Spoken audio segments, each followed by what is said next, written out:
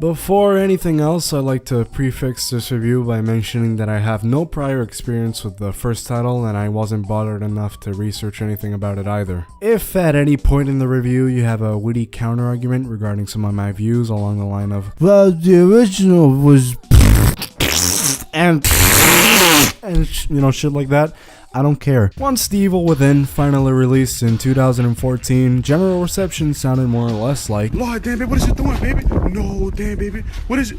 Damn, no. Even with Resident Evil 4 Part 2 hype out of the picture, the game still tripped and stumbled over itself in almost every aspect. But Tango got their shit together, and once DLC development wrapped up, Mikami stepped down from directing the sequel project, instead bringing a newcomer, John Johannes, to take his place. Johannes had a lot of ambition for the next game, the perfect guy to have to pick up all the crumbling pieces and put them back together. His main focus was on untangling all the convoluted shit in the first title's story and giving it more depth, all the while toning down the cannibal corpse gore horror for a more subtle psych horror experience. Hearing all this news after witnessing a thrilling E3 trailer back in 2017 really sold me on the title, and I was originally even planning on buying it on day one. But you know what happened to you know who, and it wasn't until recently that I finally got my hands in the game for a very special Halloween occasion.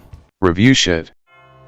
Our story opens abruptly with a flashback nightmare sequence on the night of a house fire. Sebastian Castellanos has been plagued by this traumatic event for years now due to the loss of his baby kid Lily and woman wife Myra. He's been on the search for his partner Julie Kidman as well, in need of some answers. Julie then wrangles Sebastian into a secret underground lab with good news regarding Lily's well-being. Turns out she's actually a highly valuable asset of Mobius Corporation, specifically regarding another STEM operation.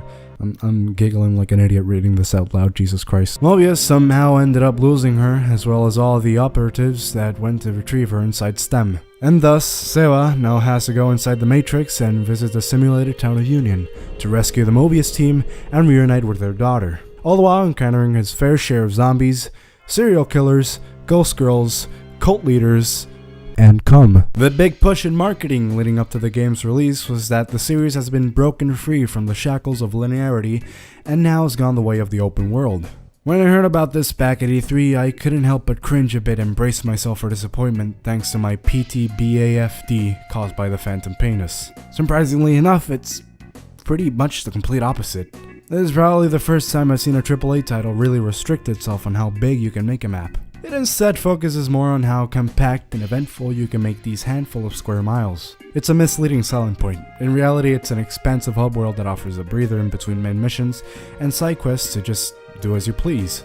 It really does feel like a cozy small town even after it's gone to complete shit and being filled with bloodthirsty zombie creatures. You can go ahead and scavenge for items, read up on backstory, and do side quests by exploring all the buildings you can find, or just simply slaughter everyone. There's really a lot to do in the town, with a lot of it being optional. This means that pointless shit like backtracking and fetch questing is a complete non-issue if you're one to just want to sit down and experience a solid 10-hour video game story. I, on the other hand, ended up wasting upwards of 5 to 6 hours on this shit alone, unlocking weapons and hitting backstory along the way. Certain buildings are their own unique little spooky set pieces, kinda like a haunted mansion but a lot more dramatic and depressing. I would love to discuss some of them more in depth, but they really do lose all their charm when spoiled, so just go and do them, you fucking fat. Of course, what would a modern third-person action game be without its stitched-together stealth mechanics? It's complete jank. Bullshit sporadic AI aside, my main issue really lies with this little thing up on the top of the screen. The indicator. HUD indicators are really a must-have for any stealth title. Thief with its light gem and MGS with its Soliton radar, you get it. But with this little piece of shit, I never understood how it worked even when on my 20th hour in New Game Plus. Is he aware of my presence and chasing me down, or am I in his line of sight and need to hide somewhere? Clearly it's none of them because the dude is standing just a couple of feet away from me and can't see me at all. It's even more of a mess once you get to upgrade it to its full potential and practically turn invisible. For a survival horror game where avoiding combat is paramount for your safety, this shouldn't be nearly as jank as it is. It's a cardinal sin. During my first run, I frequently found myself in this odd position where I had to brute force my way through fights with almost no supplies in order to upgrade my character just because stealth wasn't cutting it for me at all. I blame myself for my own impatience though, and I'm genuinely retarded. Character progression is as simple as picking up goo from zombies you kill and investing them into a generic skill tree consisting of health, combat, agility, regen, and stealth branches. I tried going for an all-rounder type, but like many a game found with this shit crammed into it, none of them really affected my character in the slightest. I then proceeded to invest in max recovery and max stealth, and just forgot about it. During your first couple of hours, your means of defending yourself against enemies are complete rubbish, as the Swedish would say. Melee is a complete joke, and the axe that shatters in your hands with one hit is the punchline. Same pretty much goes for weapons if it weren't for the upgrades available. It's the same skill tree as goo shit, though it does make more of an impact on the gameplay. You can choose between reload, firepower, ammo capacity, and firing speed using scrap you find all over town. I ended up turning my handgun from a pea shooter to an aimbot that could kill anything with 3 shots or less. Aside from the skill tree, there is also a neato crafting system for bullets and health kits that can be also used on the fly to alleviate that supply scarcity. The gunplay itself feels surprisingly smooth for a game of this genre. Aiming for headshots feels seamless. Whether they actually hit is another story though. The bigger guns like the shotgun and sniper rifle also pack a mean fucking punch. Oh yeah, forgot to mention the crossbow. It's a pretty big component of your arsenal that serves as a Swiss Army knife of sorts. You can set up mines to blow up, electrocute, or freeze enemies in combat, or maybe fire a smoke bolt to flee from the scene once cornered, like a ninja. Ultimately, we have to discuss about the elephant in the room, as the Japanese would say. Around halfway through the game, once defeating the first boss, the game changes directions into a more linear experience at the flip of a switch. The second half devolves into a repetitive, albeit healthy and diverse mix of box room and corridors, featuring your standard action set pieces, puzzles, and plot dumps mixed in with the occasional boss. A structure more akin to the first game. Sure, you do get to visit another hub area in Union, but it doesn't feel as packed with content as the first place. Especially when you have mini-boss McThunderthighs spawning in every single fucking corner, discouraging the player from doing any exploration in the first place. Bosses at first start really fucking weak. Not a real fan of running around the opposite side of a room and shooting at a dude until he croaks. Once you reach Stefano though, they actually start going up in quality, actually requiring you to be on your toes and more spatially aware of the room than just the corners. I really like the one with monster coming. Ain't it funny how you're this dad in this mysterious abandoned small town crawling with monsters in search for your daughter? The whole concept of STEM and life simulations in general has always been a really intriguing narrative trope for me, especially stories that focus mainly on the average Joe slowly finding out about said fabricated reality and how he processes it. So naturally, my first instinct once I was set loose was to search high and low into every gook and tranny for any audio recordings or general entries made by any of the townsfolk, reading up on how they spent their daily lives and finding out about how this whole simulation went to complete shit. I was disappointed in the end, however. It seems like everyone living in the town just completely up and vanished without a trace. There's some brief mentions of citizens by a couple of the Mobius agents, and the others this dude shot himself in the diner. That's about it, pretty much. Nevertheless, the concept of a horror game in a corrupted matrix coupled with an alcoholic protagonist allows for many a playing of the tricks and elaborate mindfuck scares and scenarios. The premise alone is what I think really makes this game stand out above others, and it makes it a one-of-a-kind experience. When it comes to the characters, they're all pretty much one-dimensional cutouts for all I care. The team psychologist knows exactly how you feel and can read through anyone.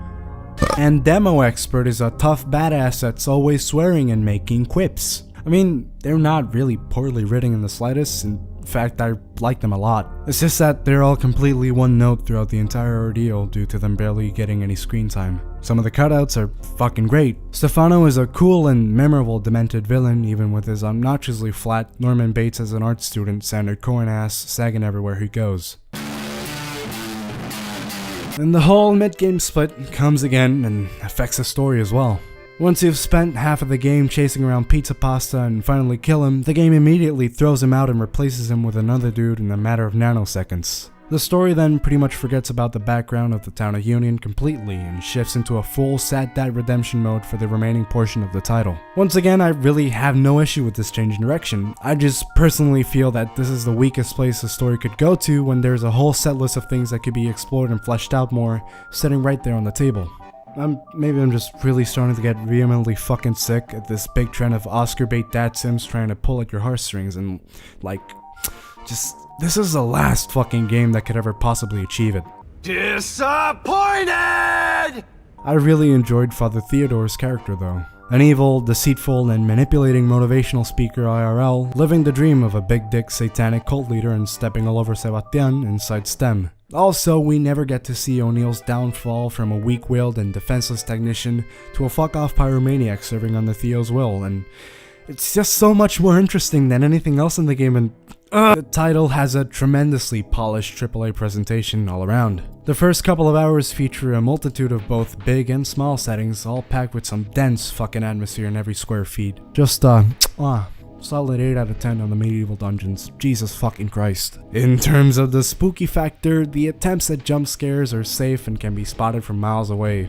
I never really experienced any true dread or fear while playing either. I'm a really jaded horror fag that couldn't give two fucks about these forced stealth and chase sequences in the slightest. There was a lot of tension though. Anything involving the wall-phasing ghost girl made me clench my asshole on command. Ain't really the first girl to do that. There's also this really fucked scene involving Stefano torturing a woman, and her whimpering screams made it one of the most deeply disturbing and uncomforting experiences I've had in recent memory. And it's all conveyed through audio. It's fucking great. If you ask me about my favorite aspect regarding horror games, it's always the enemy design, and let me tell you, this game fucking knocks it out of the park.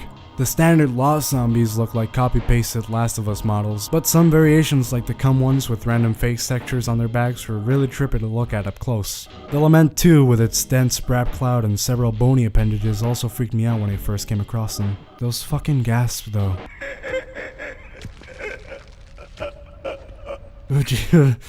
Oh, fuck. The cream of the cock were the Harbingers. I don't think I have to say anything, just look at how fucking cool they are with the Masahiro Ito mech and flesh fuse and preacher getup. Goddamn. Despite all my gripes with the Evil Knievel 2, I threw myself into New Game Plus right after beating it because it's just that good. It's a solid 10 to 15 hour rump, and those first couple of hours in the hub world are on par with Breath of the Wild in terms of sheer fun in an open world.